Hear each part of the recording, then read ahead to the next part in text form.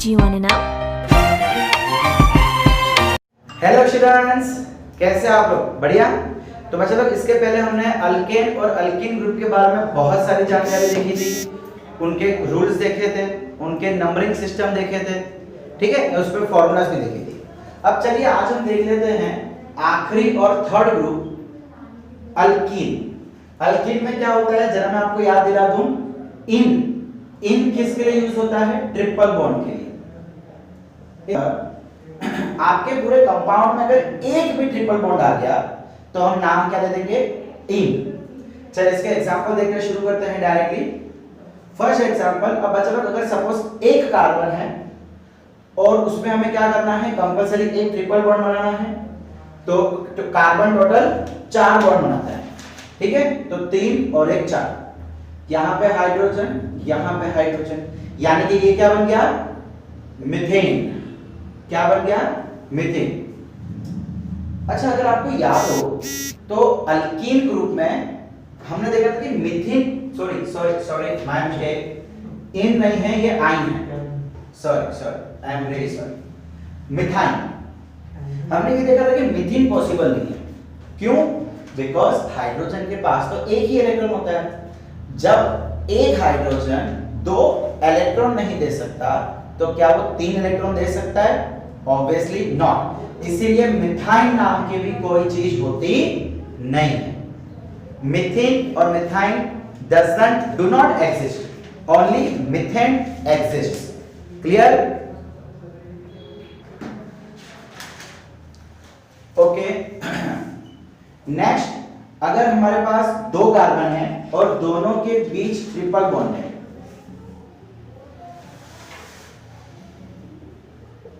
क्या ये सही है?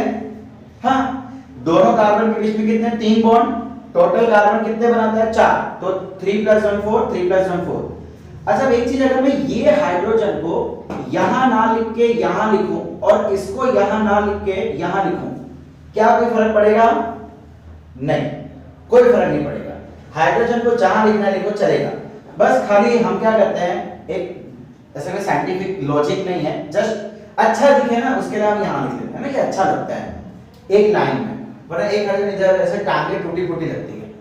बाकी आप यहां जहां चाहे वहां लिख सकते हैं, बस कंडीशन है कि एक मतलब फिर एक ही होना चाहिए। इसका नाम कैसे हो जाएगा? कितने कार्बन है? 2। इथ, ट्रिपल बॉन्ड है तो आइन, लो ये बन गया इथाइन। अच्छा, क्या इस समय नंबरिंग देंगे 1 इथाइन 2 इथाइन? Obviously not. बचा 2 ही कार्बन है ना, 2 से ज्यादा हो तो हम नंबर देने का सोचेंगे। चलो फिर भी लॉजिक बताता हूं। चलो मैं आपको, हमने क्या देखा था कि अगर डबल या ट्रिपल बॉन्ड सबसे आखिर में आवे तो नंबरिंग की जरूरत नहीं है। अब यहाँ पे तो है ही 2 कार्बन, क्या आखिरी में, क्या पहला, इसीलिए यहाँ पे 1 2 3 देने की कोई जरूरत नहीं है। आगे बढ़े। ओके, मैं अब प्रोपाइन नहीं ले रहा हूं, प्रोपेन हमने देखा था ना, प्रोपिन, तो मैं यहाँ पे ब्यूट 4 कार्बन ले लेता हूं और उसके 3 स्ट्रक्चर ड्रॉ करता हूं।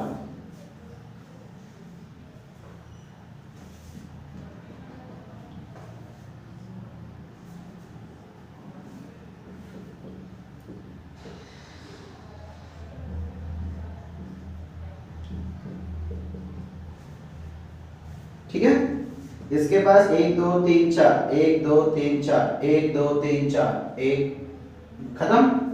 क्लियर? देखो, इस कार्बन के पास ये 3 और 1 ये 4, तो हाइड्रोजन बिल्कुल नहीं लगेगा, और इसके पास ये 3 तो 1 हाइड्रोजन। ये गलती मत करना, अगर आप 4 से ज्यादा या 4 से कम बॉन्ड दे देंगे तो पूरा स्ट्रक्चर रॉन्ग हो जाएगा, पूरा। फिर उस समय ये मत बोलना ना, सर 1 डंडी तो ज्यादा लग गई थी या 1 डंडी तो कम हो गई थी। वो कम ज्यादा में ना अर्थ का अर्थ हो जाता है। ओके, यहां का बात कर लूं, 1 2 3 4, 1 2 3 4, 1 2 3 4। Okay, similarly 1 4 4, 1 2 3 4, 1 2 3 4। ठीक है भाई, जहां पे डैश है वहां सब जगह हाइड्रोजन। अब जरा यहां आ जाओ, देखो ये ट्रिपल बॉन्ड आखिर में है, मतलब नंबरिंग की एक्चुअल में जरूरत नहीं है, तो इसको हम क्या कह सकते हैं, 1 2 3 4, कार्बन, ब्यूट, ट्रिपल बॉन्ड, आइन। अगर मुझे नंबर देना हो क्या यहाँ पॉसिबल है नंबर देना? बिल्कुल पॉसिबल है। नंबरिंग के लिए रूल क्या बताया था कि आप कार्बन को नंबर दो। अब कार्बन को नंबर दो तरीके से दे सकते हैं, एक लेफ्ट टू राइट 1 2 3 4 और एक राइट टू लेफ्ट 1 2 3 4। हमें क्या देखना है कि ट्रिपल बॉन्ड जिस कार्बन के पास आ रहा है क्या उसके पास छोटा नंबर होना चाहिए। इन दोनों के पास आ रहा है, जरा इन दोनों को देखो, अगर मैं यूं जा रहा हूं तो 3 4 आ रहा है, यूं आ रहा हूं तो 1 2 आ रहा है। किस समय छोटे नंबर है? ऑब्वियसली 4 के कंपैरिजन में 1 छोटा है, 3 के कंपैरिजन में 2 छोटा है। यानी ये इस राइट टू लेफ्ट में छोटे नंबर मिल रहे हैं, तो ऊपर वाले को हटा दो, वो अपने काम के नहीं है। अब क्या देना है? नंबरिंग। नंबरिंग कैसे देंगे कि ट्रिपल बॉन्ड कौन से कार्बन के बाद में आ रहा है। तो ट्रिपल बॉन्ड इसके बाद आ रहा है, इसका नंबर क्या है 2, तो इसको हम बोल सकते हैं 2 ब्यूटाइन या तो फिर ब्यूट डैश 2 डैश आइन, सेम जो हमने इन में पढ़ा था। क्लियर? अब जरा यहां आ जाओ, यहां पे क्या नंबरिंग देना जरूरी है? यस, बहुत जरूरी है। ये एक बार नंबर देना पॉसिबल था, लेकिन ये दोनों नंबर देना पॉसिबल नहीं होंगे। क्यों? बिकॉज ट्रिपल बॉन्ड आखिर में नहीं है। अब इसको नंबर दो 1 2 3 4 1 2 3 4। अच्छा, अब इसमें कंफ्यूजन ये है कि ट्रिपल बॉन्ड के आजू बाजू जो कार्बन है 3 2 3 2, ये तो ऑलमोस्ट सेम हो गया। करे क्या? तो इस समय क्या करना है, जिस कार्बन के बाद ट्रिपल बॉन्ड है उसको देखो, सिर्फ उसको। इस कार्बन के बाद है, ये वाले कार्बन के बाद है, एम आई राइट? तो हम क्या करेंगे, इसके पास छोटा नंबर है ये, सो ये बड़ा नंबर हटा देंगे। छोटे नंबर को रखना है, बड़े नंबर को हटा देना है। तो इसका नाम क्या हो जाएगा? What will be its name? 2 butyne. क्या हो जाएगा? 2 ब्यूटाइन या तो फिर ब्यूट डैश 2 डैश आइन। अच्छा, अब आप बोलेंगे सर यार इसमें भी 2 ब्यूटाइन था, इसमें भी 2 ब्यूटाइन है, लेकिन इसमें ट्रिपल बॉन्ड इधर है, इसमें ट्रिपल बॉन्ड इधर है। ऐसे कैसे पॉसिबल है? पॉसिबल है, दोनों सेम चीज रहेंगे। अब एक्चुअली यहाँ पे व्हाट वी से एक एक्सपेरिमेंट किया गया था, ये देखा गया कि ट्रिपल बॉन्ड अगर कहीं पे भी हो, इसकी जो प्रॉपर्टीज है ना, केमिकल प्रॉपर्टीज, वो एग्जैक्टली सेम है। ये वाले और इसके में कोई भी डिफरेंस पाया नहीं गया, इसलिए बोलते इसको भी नाम और इसका भी नाम आप सेम दे सकते हैं। बट जैसे कि मैंने पहले बताया, it can be called butyne but it can not be called butyne. Clear हुआ? चलिए अब इसकी बात करते हैं, इसको भी नंबरिंग दे दो। सो 1 2 3 4 1 2 3 4। साफ साफ मालूम पड़ रहा है कि ये वाला ज्यादा सही है ना? ये 1 है, 2 है, 4 है, 3, इसको जान दो। अच्छा, अब क्या करें? अब इसका नाम क्या हो जाएगा? 1 पहले वाले कार्बन के बाद में ट्रिपल बॉन्ड है, सो 1 ब्यूटाइन या तो फिर ब्यूट डैश 1 डैश आइन, ये इसका नाम हो जाएगा। समझ आ रहा है? क्लियर हुआ बच्चा लोग? नंबरिंग सिस्टम, ठीक है। अब अगर मान लो यहां पे भी ट्रिपल बॉन्ड आता तो बाद में देखेंगे, आ सकता है बट अभी नहीं देखेंगे, बाद में। ठीक है, एक प्रोपेन का भी स्ट्रक्चर देख ही लेते हैं, प्रोपाइन का।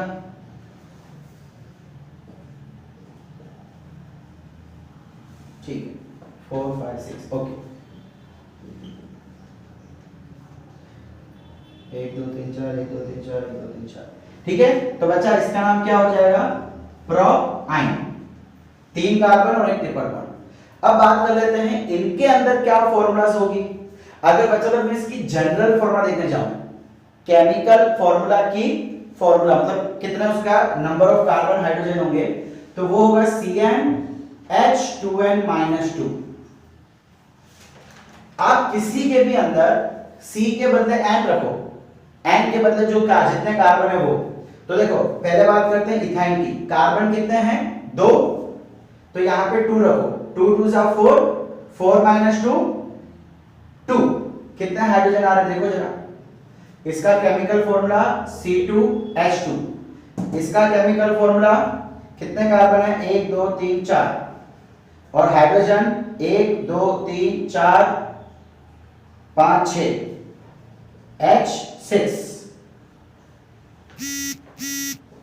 इसके अभी भाई ये सब ब्यूटाइन ही है ना, तो केमिकल फॉर्मूला ब्यूटाइन के लिए बदलेगा नहीं, आप चाहो तो चेक कर लो। इसके अंदर कितने हाइड्रोजन है देखो 1 2 3 4 5 6।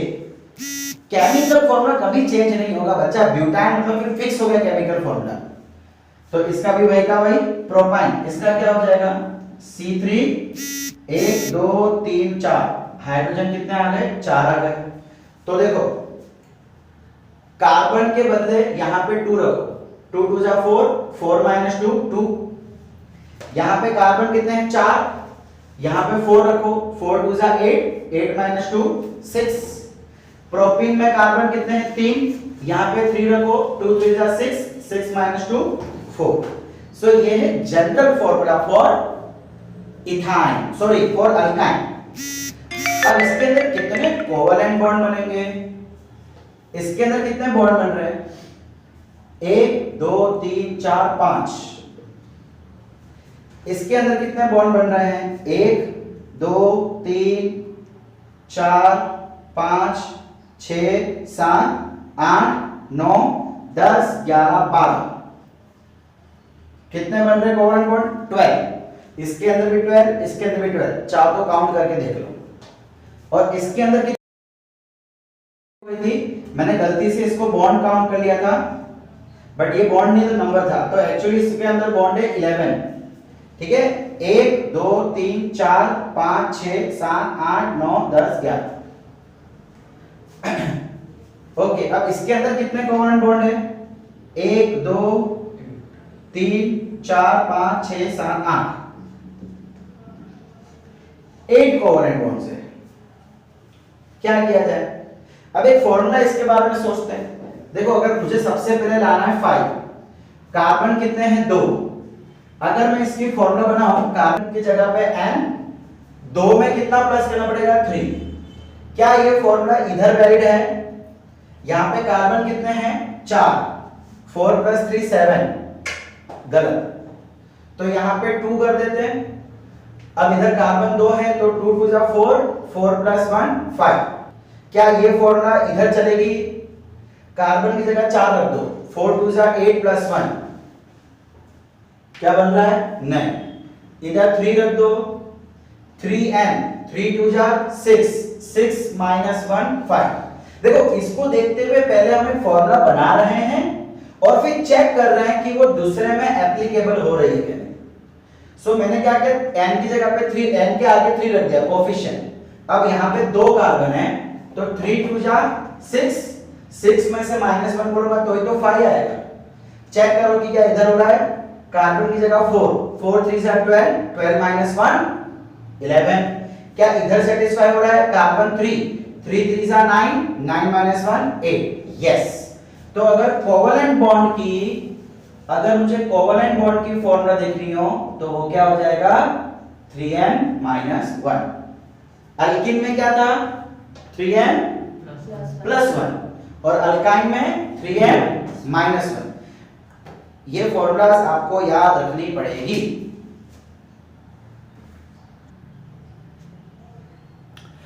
ओके, तो बच्चे लोग देखो यहां पे बेसिक जो नेमिंग था, नेमिंग के रूल्स वो पूरे होते हैं।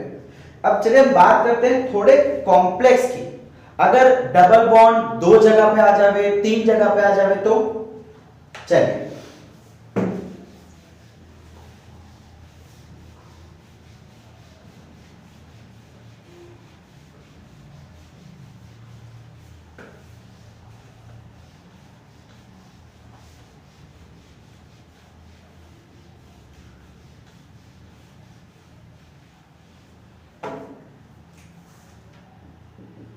सपोज करो कि मैं 4 कार्बन ले रहा हूं और उसके यहां पे और यहां पे डबल बॉन्ड दे रहा हूं, यहां पे सिंगल का सिंगल है, इधर डबल बॉन्ड दे रहा हूं।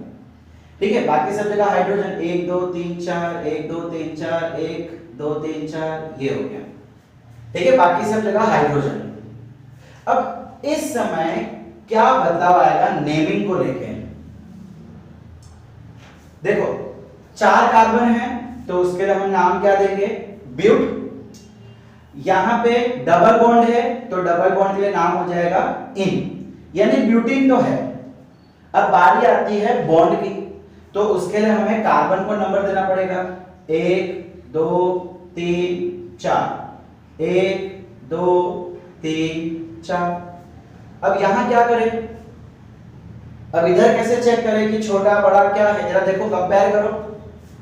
3 2 2 3, इधर 1 4, यानी इस कार्बन को अगर मैं देखूं तो ये नंबर छोटा है, इसके लिए ये छोटा है, एक के लिए ऊपर वाला बड़ा है, बट मेजॉरिटी ऊपर वाला छोटा है, तो हम छोटे नंबर को रखेंगे, बड़े नंबर को हटा देंगे। क्लियर हुआ? अब इसमें डबल बॉन्ड किसके बाद आ रहा है? पहले कार्बन के बाद, दूसरे कार्बन के बाद। जिन जिन कार्बन के बाद डबल बॉन्ड आ रहा है उन कार्बन के नंबर लिख लो। अब नंबर लिखते समय कंपलसरी आपको कॉमा लगाना है। क्या लगाना है? कॉमा लगाना है। एक चीज, नवी चीज ये बनी कि अगर 2 कोवेलेंट बॉन्ड तो 2 नंबर, दोनों के बीच में कॉमा। दूसरी नवी चीज, यहां पे कितने कोवेलेंट बॉन्ड है टोटल?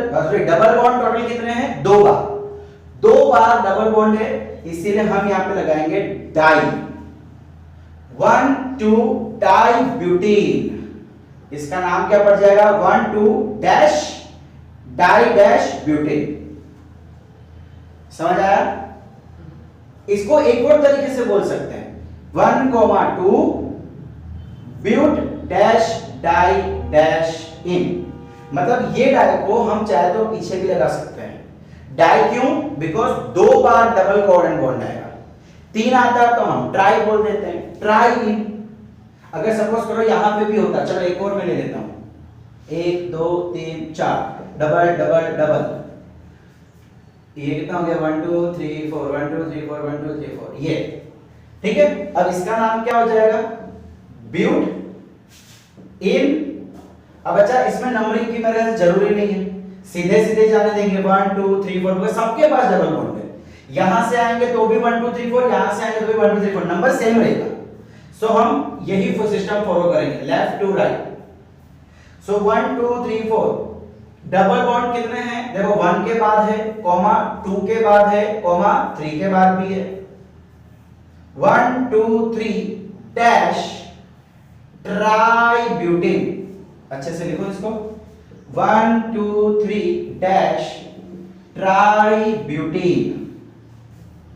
या इसको ऐसे भी लिख सकते हैं 1 2 3 dash but dash tri dash ene. मतलब जितने डबल बॉन्ड आ रहे हैं उसके हिसाब से नेमिंग चेंज होती जाएगी। 4 के लिए टेट्रा, 5 के लिए पेंटा, बट इतने ज्यादा नहीं होंगे, मैक्सिमम आपको 3 तक ही रहेगा। आप it might somewhere possible, but आपके केस में 10th में ज्यादा नहीं आएगा, ज्यादा से ज्यादा 3 ट्रिपल बॉन्ड या 3 डबल बॉन्ड आएंगे। अब अगर सपोज करो कि इसी के अंदर मैं एक ट्रिपल बॉन्ड का कोई एग्जांपल ले लेता हूं।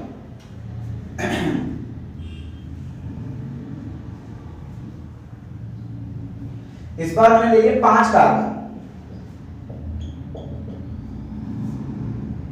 ठीक है, 1 2 3 4, 1 2 3 4, 1 2 3 4, 1 2 3 4, ये हो गया, डन। अब इसके अंदर नाम क्या हो जाएगा? 5 कार्बन, तो एक तो पेंट, ट्रिपल बॉन्ड है तो YNE पेंटाइन। नंबरिंग दे दो 1 2 3 4 5, 1 2 3 4 5। किस समय छोटा नंबर आ रहा है? एक बार अगर मैं लेफ्ट टू राइट की बात जाऊं तो एक बार 1 आ रहा है, 1 2 और 4 5, और अगर इधर से आऊं तो 1 2 4 5 सेम नंबर है। जब सेम नंबर हो तो कंपलसरी आप क्या करेंगे? लेफ्ट टू राइट का रूल अपनाएंगे। जब से लिख लो कहीं पे, जब नंबरिंग सेम हो, लेफ्ट टू राइट और राइट टू लेफ्ट, तो हम लेफ्ट टू राइट वाले को फॉलो करेंगे। लिख लो कहीं पे, लिख लो when carbon has the same number in both the ways. When carbons have same number in both the cases, then the numbering will be given from left to right. The numbering will be given from left to right. मतलब अच्छा बच्चों numbering तो हो गई, अब नाम कैसे देंगे? देखो ट्रिपल बॉन्ड किसके बाद आ रहा है? एक पहले वाले कार्बन के बाद और एक फोर्थ वाले कार्बन के बाद। सो 1,4 जब दो कार्बन हो तो उन दोनों के नंबर के बीच में कॉमा लगाना है। फिर डैश 1,4 डैश, कितने ट्रिपल बॉन्ड है? 2 है, सो हम बोल देंगे डाइपेंटाइन। या इसको ऐसे भी लिख सकते थे 1,4 dash pent dash di dash ene yne sorry. Clear हुआ? यहां पे डैश आएगा। क्लियर हुआ बच्चा लोग?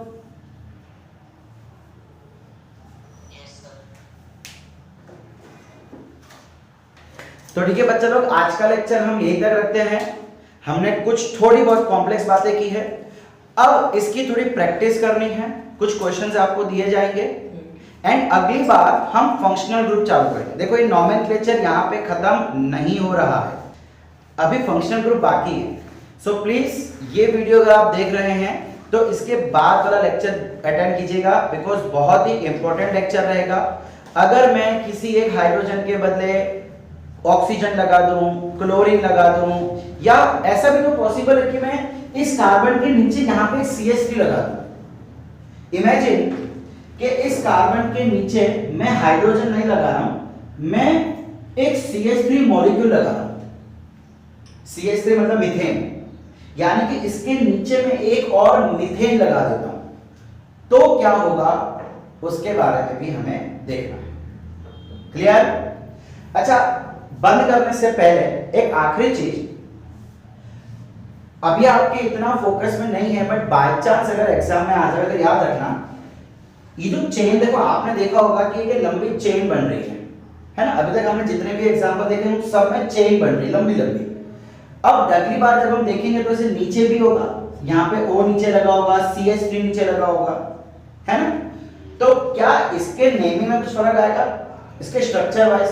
तो एक चेंज आता है, अगर मान लीजिए लॉन्ग चेन है, सिंपल चेन है, तो उसको हम उसके आगे लगाते हैं N। जैसे कि एग्जांपल बता रहा हूं, सपोज ये क्या बन गया? प्रोपेन, तो इसको हम एक्चुअली लिखेंगे N प्रोपेन। क्यों? बिकॉज प्रोपेन में ऐसे भी बनेगी, हटा दो एक मिनट,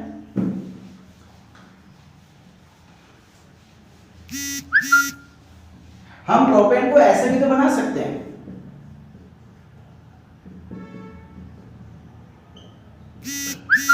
अब ये क्या हो गया? ये जो आखिरी वाला कार्बन था ना, उसको मैंने इसके नीचे दिखा दिया, आखिरी वाला कार्बन को इसके नीचे दिखा दिया। तो देखो यहां भी कितने कार्बन है? 3 कार्बन, सारे के सारे सिंगल बॉन्ड है, तो ये भी तो प्रोपेन हो सकता था, लेकिन इसके स्ट्रक्चर में और इसके स्ट्रक्चर में फर्क है।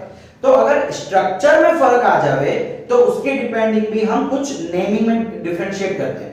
सिंपल चेन है तो N, अगर ब्रांच बन रहा है, अगर ब्रांच बन रही है तो उसको हम कहते हैं आइसो, यानी कि इसको हम बोलेंगे आइसोप्रोपेन।